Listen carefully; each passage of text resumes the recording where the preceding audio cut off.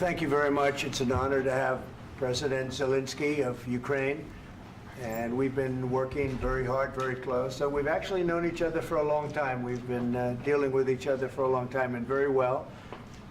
We had a little negotiation spat, but that worked out great, I think, for both countries, I think for the world, actually, beyond both countries. And we have something that is a very fair deal, and we look forward to getting in and digging and working and getting some of the rare earth. But it means we're going to be inside, and it's a big commitment from the United States, and we appreciate working with you very much. And we will continue to do that. We have had some very good discussions with Russia. I spoke with President Putin, and we're going to try and bring this to a close. It's something that you want and that he wants. We have to negotiate a deal. But we've started the confines of a deal, and I think something can happen. The big thing is the number of soldiers, mostly at this point, but soldiers being killed. You're losing thousands of soldiers. So on both sides, we're losing a lot of soldiers, and we want to see it stop. And we want to see the money get put to different kinds of use, like rebuilding. And we're going to be working very hard. But we've had a lot of very good conversations. I will say until we came along, the Biden administration didn't speak to Russia whatsoever. They didn't speak to anybody. They just allowed this to continue. And I will say that, I'll say in front of you, you've heard me say it 1,000 times, if I were president, this war would have never happened. We would have had a deal negotiated for you without having to go through what you've gone through. But your soldiers have been unbelievably brave. We've given them great equipment, but somebody has to use the equipment. They've been unbelievably brave, and we give them great credit. This was supposed to be over very quickly, and here we are 3 years later.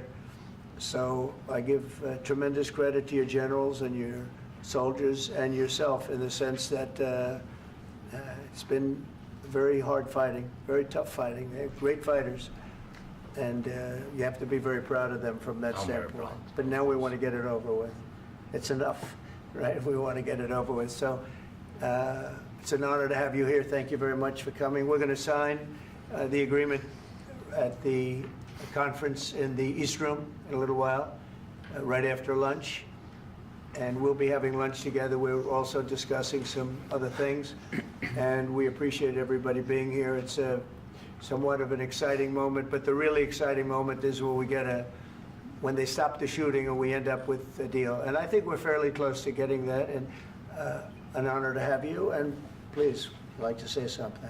Yeah, thank you so much, Mr. President. Thank you for invitation. And really, I hope that this first document, will be first step to real security guarantees for Ukraine, our people, our children. I really count on it. And of course, we count that America will not stop support. Really, for us, it's very important to support and to continue it. I want to discuss it with details further during our conversation, and of course, the infrastructure or security guarantees. Because for today, I understand what Europe is ready to do. And of course, I want to discuss with you what United States will be ready to do. And I really count on your strong position to stop Putin. And you said that enough with the war. I think that is very important, Ben, to say these words to Putin at the very beginning of war, because he is a killer and terrorist. But I hope that together we can stop him. But for us, it's very important to, to save our country, our values, our freedom and democracy, and of course, no compromises with the killer about our territories, but it will be later. And of course, what I wanted, we spoke about it by phone with you, about the drones production. We have very good drones production. I think the best one in the world for today because of the war. Yes, and of course, we need very much the air defense. You have the best air defense in the world, and really you helped us under attacks of Russians. And I want to speak how we can exchange the licenses. We're open to share the licenses of all our drones with you, of course, with the United States. And we need licenses for quick production of air defense. Even after the war, we need our nation to be calm, that we are secure. So that's why we need this air shield. And of course, about this I want to speak about the contingents. I think that France and UK already spoke to you, and we know that Europe is ready, but without the United States, they will not be ready to be as strong as we need. And the last point, last not least, about exchange, about our people and children. And you know that these crazy Russians, that they stolen 20,000 of children, Ukrainian children. They changed their names, they changed their families, relatives, and now they're in Russia. We want to bring them back, and really, it's a big dream, task, and goal for me, and our warriors. By the way, Mr. President, we released more than 4,000 warriors from Russian prison, but there are thousands more in the prison. I wanted to share with you some images. How it's just can I now? Yeah, please. Some minute, 1 minute. Just you to understand in what circumstances, in what situation they are, and what the attitude of Russia to our prisoners. That guys, just you before and after. And you see before and after, just you to understand. Now thousands of such guys, ladies and men, there, and that, so they don't eat, they beat them, and they, they do a lot of, bad things. So out of, even during the war, there are rules. Everybody knows there are rules during the war. So these guys, they don't have any rules. You see that 50, 60 kilograms left, and a lot of such things. And I didn't want to show you what the changes with images of children, because I will just share with you. And I mean, it's looking tragically. Yep, that's tough stuff. Yeah, I wanted very much to give you, and you see it. Yeah. This is pastor, by the way. They stolen pastors, because it's not Russian church. They stolen pastors and moved pastors to the prison. At the end of last year, we brought 3 pastors, and we could exchange them. And this is pastor, you see. Yeah, it's tough. Yeah. So I mean, this I wanted to show you, and this. So thank you very much. We want to get that ended, right? Yeah. Of course, we And want. I think we will. And We have to, of course. do you have any questions, please? Mr. President. Thank you, Mr. President. With the, how much money is the U.S. going to put into the fund that is being created today, and how does this provide long-term security for Ukraine? Well, we don't know exactly how much, because we're going to be putting some money in a fund that we're going to get from the raw earth that we're going to be taking and sharing in terms of revenue. So it's going to be a lot of money will be made from the sale and from the use of raw earth. And as you know, our country doesn't have much raw earth. We have a lot of oil and gas, but we don't have a lot of the raw earth. And what we do have is protected by the environmentalists, but that can be unprotected, but still it's not very much. They have among the best in the world in terms of raw earth. So we're going to be using that, using it for all of the things we do, including AI and including weapons and the military, and it's really going to very much satisfy our needs. So it's something that just worked out really well. We have a lot of oil, and we have a lot of gas, we have a lot, but we don't have raw earth. So this has just about every component of the raw earth that we need for computers, for all of the things we do. This puts us in great shape. And on long-term security for Ukraine, how does this provide it? I think they're going to have great luck. I think once we make the agreement, that's going to be 95% of it. They're not going to go back to fighting. I've spoken with President Putin, and I feel very strong. I've known him for a long time, and I feel very strongly that they're very serious about it, and we'll make a deal. And when the deal is made, I don't think, we talk about security. Everyone's talking about the other day, all they talked about was security. I said, let me make the deal first. I have to make the deal first. I don't worry about security right now. We have to have a deal, because right now, last week, 2,000 soldiers died on both sides. 2,000. And they're losing 1,000, 2,000, 3,000 a week. So as we sit here and we talk, people are getting shot and dying on the battlefield. And, you know, they're not American soldiers, but they're Russian soldiers and they're Ukrainian soldiers, and we want to be able to stop it. And we want to be able also to spend money on other things. We don't want to, this is a tremendous amount of money. And what the Biden administration did was terrible. They were giving money, but he had no security on the money. Europe, as you know, gave much less money, but they had security. It was in the form of a loan. They get their money back, and we didn't. And now, at least we're protected because the American taxpayer has to be protected too. But this is an incredible agreement for Ukraine because we have a big investment in their country now, and what they have, very few people have. And we're able to really go forward with very, very high-tech things and many other things, including weaponry that we're going to use in many locations, but that we need for our country. Mr. President, This allows us to do this.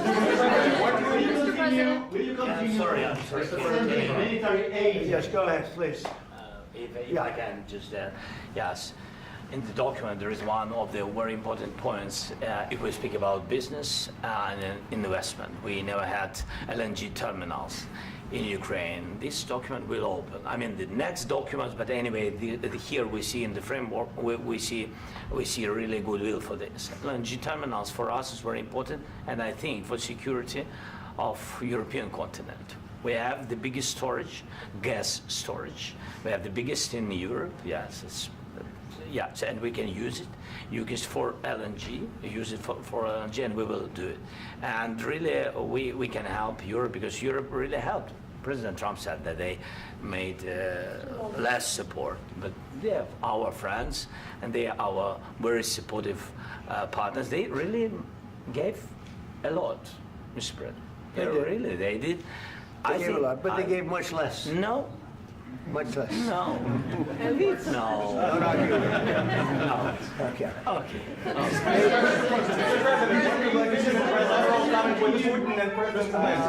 Yeah, please. Mr. President Trump, you have repeatedly called the deal with Ukraine as a historical one. And as a President of the United States, you make historical decisions in other issues which affect America and other world.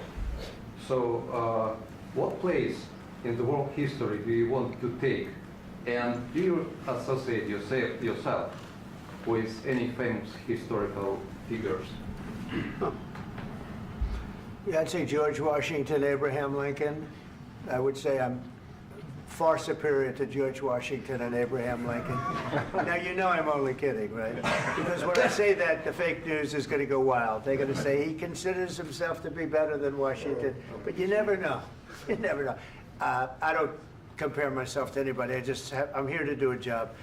We've had a great 35 days or whatever it might be, a month, a little more than a month. We've accomplished tremendous amounts. Not only this would be a very great achievement if we could get the war stopped and get them back to normalization. I think that's going to happen. We've had very good talks on both sides, as you know. But I think we've done a very good job, just generally. If you look at all of the things we've done in 30 days, they're saying there's never been a opening for a president. The first month, there's never been a first month like we've had.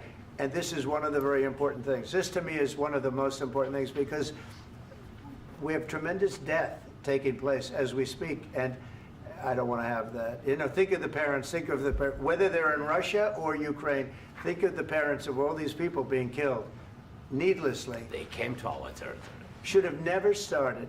This would have, if I were president, this would have never started. Mr. President, where has out your conviction? Mr. President, will you continue sending military aid to Ukraine after the U.S. signs this agreement with Ukraine? Yeah, we're going to be continuing. The question to President Zelenskyy: do you feel like the U.S. is on your side? That President Trump is on your side at this moment? Right. What do you think? He wants to know, do you think that, sort of a stupid question. I guess we wouldn't be here if I wasn't. I think that the United States on our side from the very beginning of occupation, and I think that President Trump on our side, and of course, I'm sure that United States President will not stop support. This is crucial for us. It's important for us. Yes. And Putin, the president speaks about the people and the soldiers which are dying, but they came to our territory, they came to our land. They began this war, and they have to stop. And I think this is the question, with really the most important question. Can President Trump, I hope yes, with some other allies, to stop Putin, withdraw these enemies, our enemy, withdraw these troops from our land? And I think that you asked about the history, I think that if President, or when, he will stop Putin, if President Trump will bring peace to our country, I think he will be on this wall, I think. We've had very, very good talks. What about military aid to Ukraine? President Zelenskyy just said that there would be no compromises with Vladimir Putin. I just wanted to ask both of you, firstly, are there compromises that you think that President Zelenskyy is going to have to make? And President Zelenskyy, is there anything that you may be able to offer or bring to the table, for example, elections? Thank you.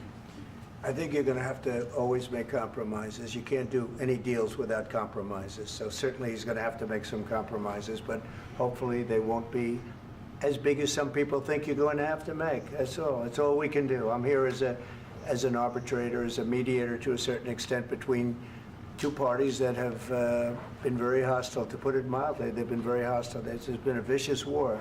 This has been a vicious war. You know, it's a very level battlefield, and those bullets go out, and as I've said many times, we were talking about it with Pete, many times the only thing stopping those bullets is a human body. And in the case we're talking about, generally young human bodies are stopping a lot of bullets. It's dead level. That's why it's great farmland. It's great land. It's great farmland, but there's very little protection against the bullets that are being, and other things that are being shot. So all I can do is see if I can get everybody at the table and get an agreement. And I think we're going to end up with an agreement. Otherwise, I wouldn't probably be even here today. Mr. President, I've got two questions for you. You think ultimately your legacy will be the peacemaker and not the president that led this country into another war and ended foreign wars? And I've got a question. I hope it will. I mean, I hope I'm going to be remembered as a peacemaker.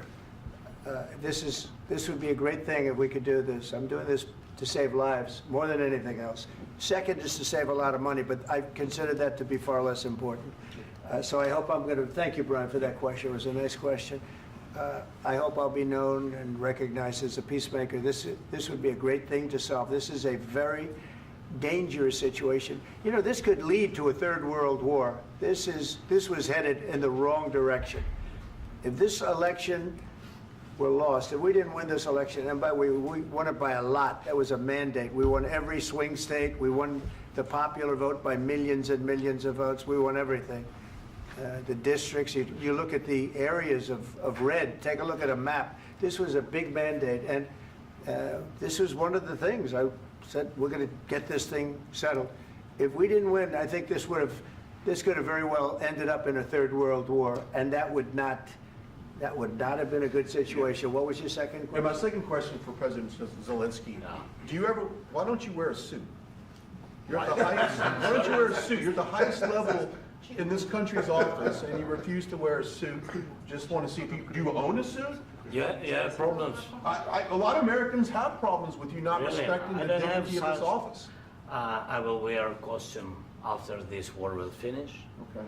Yes, maybe one. Maybe something like this? Something like Yes, yours. sir. Yes. That'd be great. Maybe something better. I don't know. We will see. Maybe something cheaper than.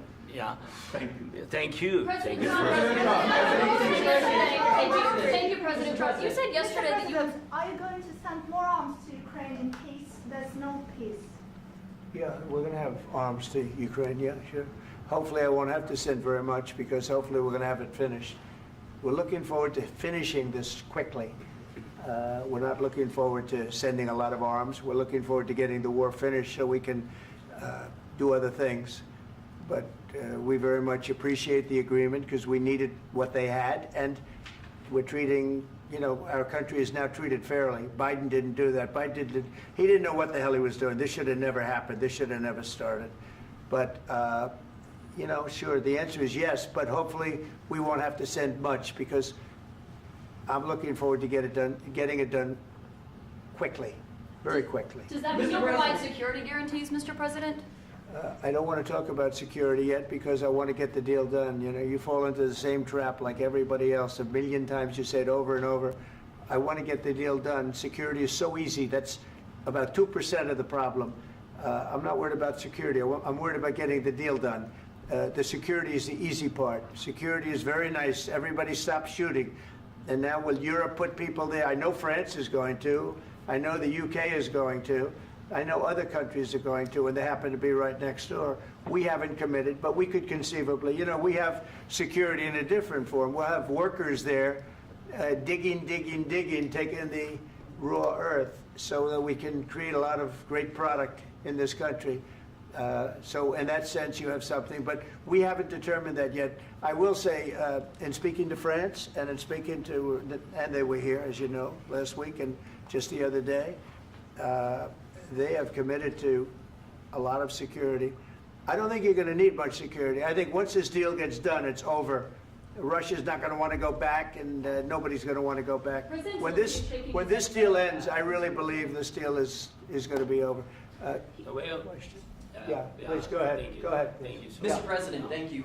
You had Joseph Macron and Keir Starmer at the White House this past week, both of whom praised your courage and conviction to lead the pathway towards peace. Yes. Part of that involved, though, re-engaging Russia in diplomatic relations, something that previous leaders lacked the conviction to do so. What gave you the moral courage and conviction to step forward and lead that? Well, I love this guy. Who are you with? One American News, sir. Well, that's why I like him. One American News does a great job. I like the question. I think it's a very good question. It's a pathway to peace. It's a pathway to getting something solved. And I feel that as the head of this country, I have an obligation to do that. Plus, you know, we're very much involved. We got involved. It's too bad we got involved because there should have been no involvement because there should have been no war. And there shouldn't have been October 7th. That would have never happened. As you know, Iran was broke. They had no money to give to Hezbollah. They had no money to give to Hamas. They were stone cold broke. And then under Biden, they became rich as hell. They went from no money to $300 billion in a period of 4 years. And they gave a lot of that money away, and you see what happened. And that's a real mess also that we hope to be able to solve. But no, I appreciate your question very much. It's just, I feel I have an obligation to try and do something to stop the death. If I can answer, yes, if I can answer, Please, sorry, go ahead. please. And I do like your clothing, by the way. Yeah, really? Even though I think he's a Yeah, great guy, yeah. by the way. But I don't know if you two like each other, but you know what? I think No, he's no, dressed, I think he's why? dressed I like beautifully. this guy. I don't know I think him. he's dressed beautifully. So I have more serious things than answer on such Yeah, question. sure, that's I will okay. answer on more serious That's a good question if statement. I can. Yeah, that's good. Yeah, so please, about security guarantees and about just ceasefire. We can't just speak about ceasefire and speak. It will not work. Just ceasefire will not never work because I'm like a president. I have this experience, and not only me. Ukraine before my presidency, from the 2014, Putin broken 25 times. 25 times he broken his own signature. 25 times he broken ceasefire. But he never broke to me. He never broke to No, me. you were the president. He You never were the broke- president he during. never broke to me. In 2016, you've been the president, Mr. President. You've been the president, but he had, of course, not with you, but he had during those period. He had conversations with our side, and we had Normandy format. You know, the France, Germany, Ukraine, and Russia, and he broken 25 times. That's why we will never accept just ceasefire. It will not work without security guarantees. Security guarantees, maybe President is right about this document and other, but this document is not enough. Strong army is enough because his soldiers afraid, Putin's soldiers afraid of our soldiers when we're strong enough. If we are not strong enough, if we are empty, if our storage is empty, we can't defend our land. Today, you know, he knows that we have all the world knows that we have meeting. Yes, why he's using ballistic? Putin today using ballistic on our hospitals, schools, and etc. Ballistic. So he knows that we are here and that President Trump is really have goodwill to stop this war. And you hear now the president. So why he's using? So he doesn't want to stop. He doesn't want. But I hope that we will do it. Really, we'll do it. Security. When we speak about security guarantees, when the Europeans are ready for contingents, they need USA backstop. If there will not be United States, we will not never have any contingents, strong contingents from the Europeans, because they don't want to divide alliance, connection between the United States and the main and strongest ally and Europeans. And this is crucial, this is important. That's what we want to speak about very much. This is very important. And air defense. So air defense, really, we have big deficit with all these systems, and we need to provide this. We need it very much. Otherwise, Putin will never stop, and will go further and further. He doesn't want. He hates us. You know, it's not about me. He hates Ukrainians. He thinks that we are not a nation. He thinks, and he shared these thoughts. I think maybe with your team also. I don't know, but with all the Europeans, in media, officially and not, he always said that there is no such country, such nation, such language, and such life like Ukrainian. No, he really doesn't respect all the Ukrainians, and he wants to destroy us. And you are right, Mr. President. That's 2%. This document, maybe other documents, it's a very good start, very good, but it will not enough to stop this person. Should Russia pay to rebuild Ukraine? Mr. President, under these Should Russia pay to rebuild Ukraine? They have to Zelensky pay. this question. You This didn't is the like rule. because- This is the rule of because the war. I'm This is sorry. the rule of the war. During all the centuries, all the history, this is the rule of the war. Who began, those pay. Do you agree, This is the President rule. Trump? Putin began this war. He has to pay all money for innovation. He has to pay. Of course, some Russian assets, what we have in Europe, about 300 billion, we can use them. We can use for innovation and buy military support from the United States also. We can do it, but it's not enough. It's not enough. Under these circumstances, do you envision a trilateral summit with Because I want Putin to and know- President Zelensky? Wait 1 second. I asked this question that you didn't like because I wanted to know if you want to position yourself in the middle between Russia and Yes. Ukraine or on the Ukraine side. No, I'm in the middle. I want to solve this thing. I'm for both. I want to get it solved. And it's wonderful to speak badly about somebody else, but I want to get it solved. If we can solve it, great. If we can't solve it, they're going to have to fight it out, and who knows what's going to happen. But I want to see it get solved. May I follow up? One more question about U.S. troops in Europe. After Russian invasion of Ukraine, your predecessor sent additional troops to Eastern Europe, including Poland, my country. Yeah. Are you committed to keeping these troops on the eastern flank of NATO in the future? I'm very committed to Poland. I think Poland has really stepped up and done a great job for NATO. They, as you know, they paid more than they had to. They are one of the finest groups of people I've ever known. I'm very committed to Poland. What about Baltics? Poland's in a tough neighborhood, you know. What about the Baltics? The Baltics, they got a lot of, it's a tough neighborhood too, but we're committed. We're going to be very committed, and we're committed to NATO. But NATO has to step up, and the Europeans have to step up more than they have.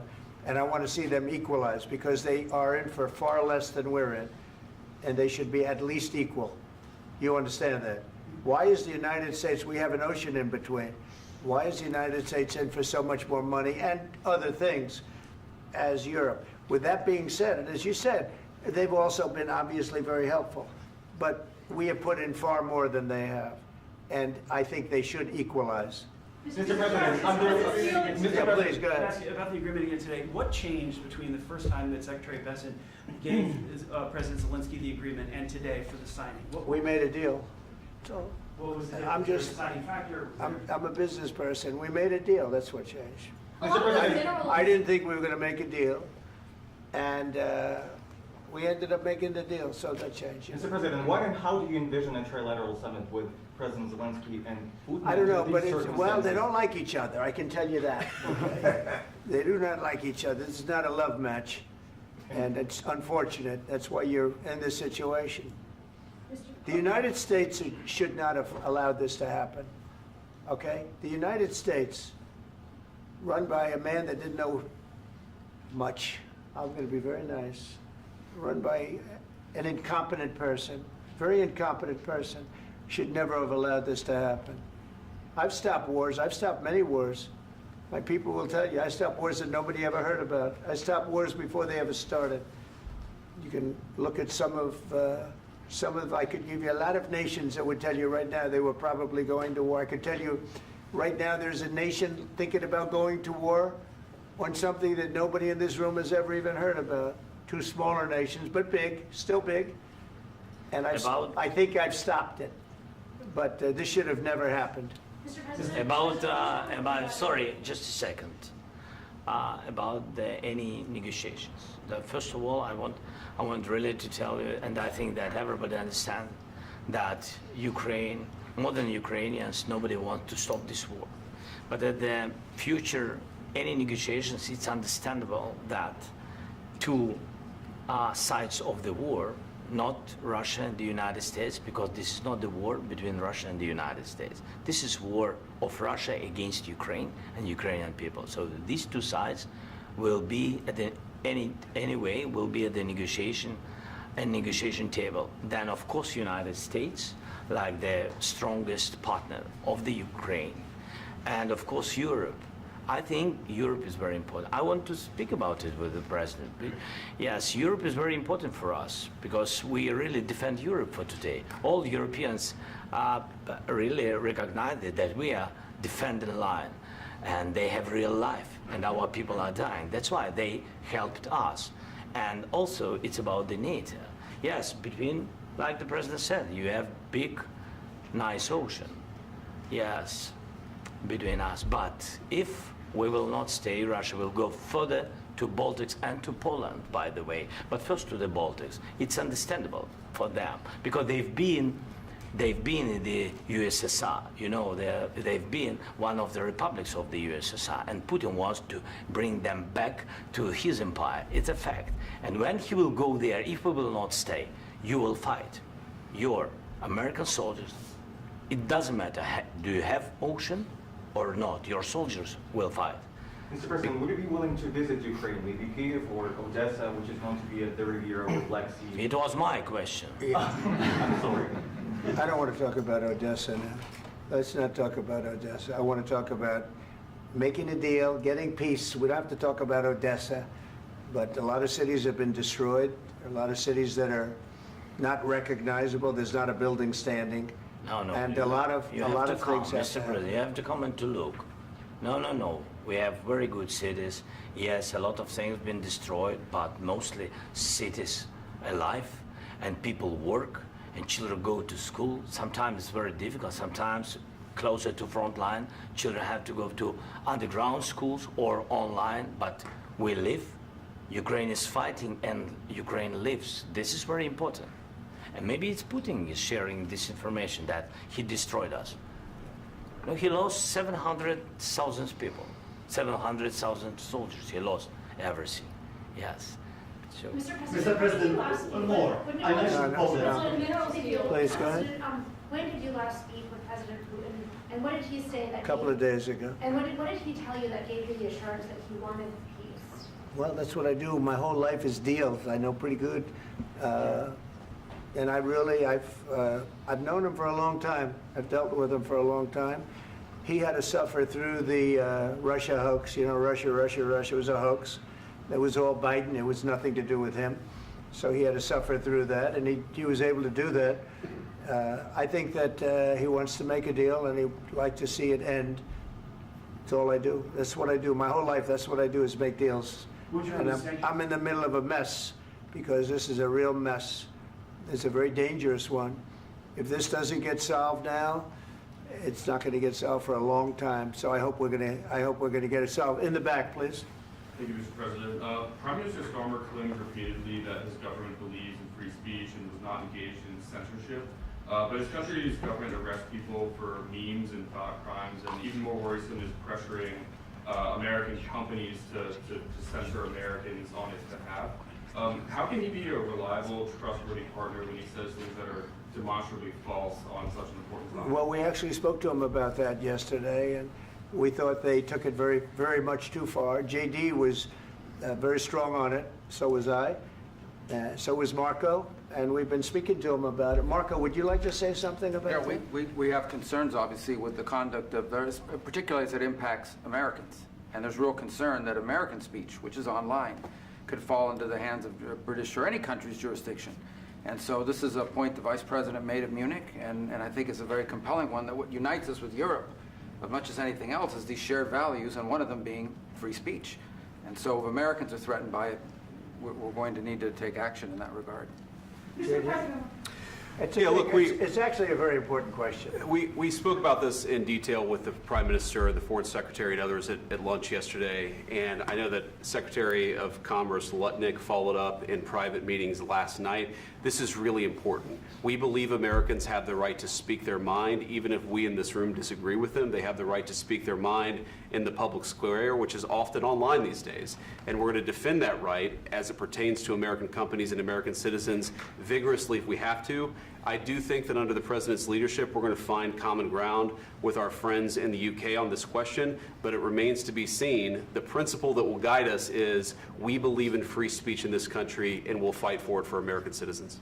Mr. President, on the deal, is there any other oil and gas component to the deal? Is it all critical? A little bit. We'll see. On LNG? But we're not really looking for that so much. We got a lot. We have more than anybody in the world, by far. So no, we're not talking about it too much, but a little bit. I think it affects also, but for the most part, no. And sir, is there any agreement from Ukraine to purchase U.S. LNG as part of the deal, or is that on the table at all? No, we don't need that. Some of those Mr. President, I minerals just are in wanted the to ask east, you Mr. about, President. you just mentioned that you'd spoken to Vladimir Putin a couple of days ago. Just to be clear, that's a new call, not the one that you were I've spoken to him on numerous occasions. Okay. And how was the latest call? What did you discuss? How did it go? Are you serious with that question? I am. I'd love to know. It went well. I think we're going to have a deal. On the minerals deal, Mr. President, some of those minerals are in the east of Ukraine, not far from the front lines and in areas that Russia has occupied. Will you direct President Putin to withdraw his forces from those areas if there's U.S. interest Well, there? we'll take a look at the time. We have a lot of area. It's a very big area we're talking about. So we'll take a look. I'll study that and I'll see. And who would protect those minerals if they are U.S. interests? Would that be Ukrainian They'll be forces? protected. The European agreement will forces? protect them. U.S. The forces? agreement, yeah, we're signing an agreement. You know? Right, but what if Russia tries to invade or there's Russian aggression in those spots? I just told you, I don't think that's going to happen. And if that were going to happen, I wouldn't make a deal. If I thought that was going to happen, I wouldn't make a deal. Some people may wonder why. You know, they ought to focus on CNN on survival, not asking me these ridiculous questions. Focus on surviving, because CNN's got such low ratings, I don't think they're going to survive. Let's go. Please, go ahead. One more, since I already mentioned Poland. Poland was under Russian control for decades after the Second World War. When I was a kid, I looked at the United States not only as a most powerful country, richest country in the world, the country that has great music, great movies, great muscle cars, but also as a force for good. And now I'm talking with my friends in Poland, and they are worried that you align yourself too much with Putin. What's your message for them? Well, if I didn't align myself with both of them, you'd never have a deal. You want me to say really terrible things about Putin and then say, "Hi, Vladimir, how are we doing on the deal?" That doesn't work that way. I'm not aligned with Putin. I'm not aligned with anybody. I'm aligned with the United States of America and for the good of the world. I'm aligned with the world, and I want to get this thing over with. You see the hatred he's got for Putin. It's very tough for me to make a deal with that kind of hate. He's got tremendous hatred, and I understand that, but I can tell you the other side isn't exactly in love with, him either. So it's not a question of alignment. I'm aligned with the world. I want to get the thing set. I'm aligned with Europe. I want to see if we can get this thing done. You want me to be tough? I could be tougher than any human being you've ever seen. I'd be so tough. But you're never going to get a deal that way, so that's the way it goes. All right, one more question. Hey, I will respond to this. So look, for 4 years in the United States of America, we had a president who stood up at press conferences and talked tough about Vladimir Putin, and then Putin invaded Ukraine and destroyed a significant chunk of the country. The path to peace and the path to prosperity is maybe engaging in diplomacy. We tried the pathway of Joe Biden of thumping our chest and pretending that the President of the United States' words mattered more than the President of the United States' actions. What makes America a good country is America engaging in diplomacy. That's what President Trump is doing. Can I ask you? Sure. Yeah? Yeah. Okay. So he occupied our parts, big parts of Ukraine, part of East and Crimea. So he occupied it on 2014. So during a lot of years, so I'm not speaking about just Biden, but those time was Obama, then President Obama, then President Trump, then President Biden, now President Trump, and God bless, now President Trump will stop him. But during 2014, nobody stopped him. He just occupied and took. He killed people. You know what the contact line? 2015. 2014. 2014 and 2015. 2014. Yeah. So I was not here. Yeah, but That's exactly right. Yes, but during 2014 till 2022, yeah, the situation the same. The people are been dying on the contact line. Nobody stopped him. You know that we had conversations with him, a lot of conversation, my bilateral conversation, and we signed with him, me, like a new president. In 2019, I signed with him the deal. I signed with him, Macron and Merkel, we signed ceasefire. Ceasefire. All of them told me that he will never go. We signed with him with gas contract. Gas contract. Yes, but after that, he broken this ceasefire. He killed our people and he didn't exchange prisoners. We signed the exchange of prisoners, but he didn't do it. What kind of diplomacy, JD, you are speaking about? What do you mean? I'm talking about the kind of diplomacy that's going to end the destruction of your country. Yes, but if you Mr. President, with respect, I think it's disrespectful for you to come into the Oval Office and try to litigate this in front of the American media. Right now, you guys are going around and forcing conscripts to the front lines because you have manpower problems. You should be thanking the President for trying to bring an end to this conflict. Have you ever been to Ukraine that you say what problems we have? I have been to. Count once. I've actually watched and seen the stories, and I know what happens is you bring them on a propaganda tour, Mr. President. Do you disagree that you've had problems bringing people into your military? We have problems. And do you think that it's respectful to come to the Oval Office of the United States of America and attack the administration that is trying to prevent the destruction of your country? A lot of questions. Let's start from the beginning. Sure. First of all, during the war, everybody has problems, even you, but you have nice ocean and don't feel now, but you will feel it in the future. God bless. You don't know that. God bless. You don't God know bless. that. You will not have a war. Don't tell us what we're going to feel. We're trying to solve a problem. Don't tell us what we're going to feel. I'm not telling you. Because I'm you're in no answering on position this to question. dictate that. That's Remember exactly what this. you're doing. not You're in dictating. no position to dictate what we're going to feel. We're going to feel very good. You will feel influence. We're going to feel very I'm good and telling very you, strong. You will feel influence. You're right now not in a very good position. You've allowed yourself to be in a very bad position, and he happens to be right about it. From the very beginning of the war. You're not in a good position. I You don't was have the cards right now. With us, you start having not playing cards. cards. Right now, you don't. I'm very You're playing serious, cards. Mr. President. You're I'm playing very cards. serious. You're I'm gambling the with the president lives in of war. millions of people. You think You're you- gambling with World War What you're III. speaking You're about? gambling with What you're World speaking War about? III. And You- what you're doing is very disrespectful to the country, this country. I'm That's with back all to you. respect to your Far country. more than a lot of people said very they respect. should have. Have you said thank you once? This A lot entire of meeting? times. No, in this Even entire meeting, today. have you said thank Even you? today. You went to Pennsylvania and campaigned for the opposition in October. Offer some words of appreciation for the United States what of you're America speaking about. and the president who's trying to save your country. Please, you think that if you will speak very loudly about the war, you He's can... not speaking loudly. He's not Yeah. speaking loudly. Your country's Can I- in big can I- trouble. Can I Wait a answer? minute, no, Can you've I done a lot answer? of talking. Your country is in big trouble. I know. You're not I winning. know. You're not winning this. You have a damn good chance of we coming are out staying, okay because of Mr. us. President, we are staying in our country, staying strong from the very beginning of the war. We've been alone, and we are thankful. I said thanks You haven't in been this alone. cabinet, You and haven't not been only alone. in this cabinet. We gave you, through I this said thank stupid you. president, $350 billion. You voted We gave for you your military president. equipment, You and you voted men for are your brave, president. but they had to use our military. What about West? If you didn't have You our invited military me- equipment, You invited if me you to didn't speak. have our military equipment, this war would have been over in 2 weeks. In 3 okay? days, I heard it from Putin. In 3 days, this is something Maybe new. less. In 2 weeks, of course, yes. It's going to be a very hard thing to do business like this. I Again, tell you. just say thank you. I said a lot of accept times that thank there, you accept to that- American people. Accept that there are disagreements, and let's go litigate those disagreements rather than trying to fight it out in the American media when you're wrong. We know that you're wrong. But you see, I think it's good for the American people to see what's going on. I understand, sir. I think it's I very understand. important. That's why I kept this going so long. You have to be thankful. You I'm- don't have the I'm cards. thankful. You're buried there. Your people are dying. tell you You're again, running I low know. on soldiers. Don't- Listen, don't please, you're running Mr. low on President. soldiers.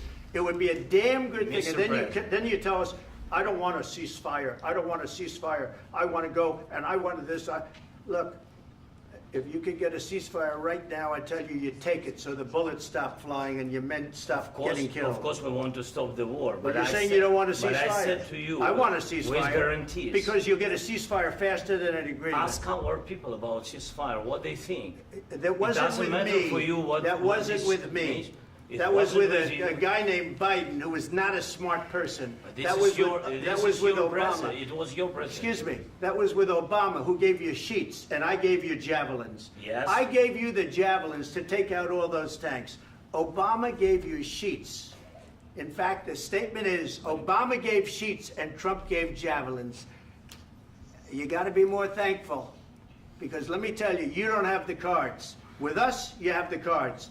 But without us, you don't have any cards. One more question to Mr. Vice President.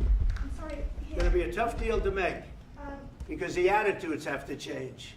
What if Russia breaks ceasefire? What if Russia breaks peace talks? What do you do then? I understand that it's a heated conversation right now. What are you but saying?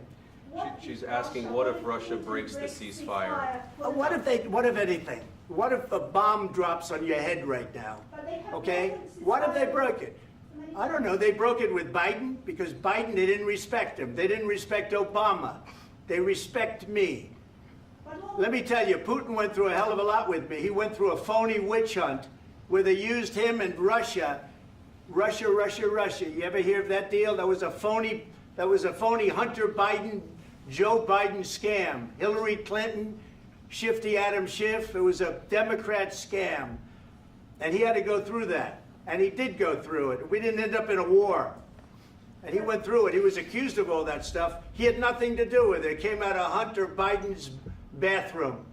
It came out of Hunter Biden's bedroom. It was disgusting. And then they said, oh, the laptop from hell was made by Russia. The 51 agents. The whole thing was a scam. And he had to put up with that. He was being accused of all that stuff. All I can say is this. He might have broken deals with Obama and Bush, and he might have broken them with Biden. He did, maybe. Maybe he didn't. I don't know what happened. But he didn't break them with me. He wants to make a deal. I don't know if you can make a deal. The problem is, I've empowered you to be a tough guy. And I don't think you'd be a tough guy without the United States. And your people are very brave. But you're either going to make a deal or we're out. And if we're out, you'll fight it out. I don't think it's going to be pretty, but you'll fight it out. But you don't have the cards. But once we sign that deal, you're in a much better position. But you're not acting at all thankful. And that's not a nice thing. I'll be honest, that's not a nice thing. All right, I think we've seen enough. What do you think? What's huh? this negotiation? This is going to be great television, I will say that. All right. We'll see what we can do about putting it together. Thanks. And I need the back of your chair. Negotiate, given that. We'll see. I don't know. All right, guys, come on. Wait, hey, let's go. Guys, come on, let's move, please.